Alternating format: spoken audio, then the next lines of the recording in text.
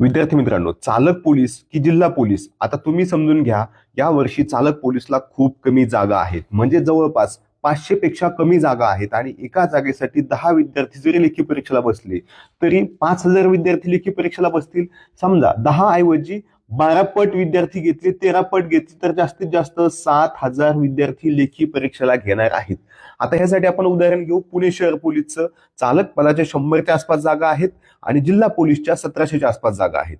म्हणजे लेखी परीक्षेला फक्त 1,000 विद्यार्थी बसणार आहेत वाहन चालकसाठी, आणि 17,000 विद्यार्थी हे तुमच्या जिल्हा पोलीसला बसणार आहेत. इथे तुमचं होण्याची शक्यता खूप जास्त आहे. चालकचा विचार केला तर तुम्हाला 44-45 प्लस ग्राउंड असेल ओपन मधून, जनरल मधून, तरच तुम्ही चालक पदाचा विचार करा. जिल्हा पोलीस मात्र तुमचं 40 मेरिट असेल तरी बसू शकताय, कारण 17,000 म्हणता म्हणता ते 20,000 लोकांना लेखी परीक्षेला बसवणार आहेत. इथं तुमची शक्यता जास्त आहे. म्हणूनच वाहन चालक पदाचा अभ्यास न करता तुम्हाला हे जो पांढरा गोडा प्रश्न तुमचा दिसतोय ह्याच्यामध्ये तुम्हाला आता वाहन चालकचे प्रश्नपत्रिका मिळत नाहीत, कारण उपयोगच नाही. जागा कमी आहेत.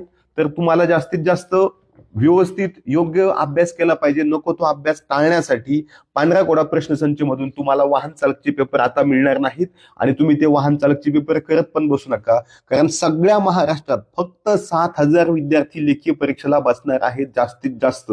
म्हणून वाहन चालककडे लक्ष कमी द्या, जिल्हा पोलीसकडे द्या. जे विद्यार्थी बसणार आहेत, ज्यांची मैदानी चाचणी खूप चांगली आहे, अशा विद्यार्थ्यांनी विचार करावा, इतरांनी नाही.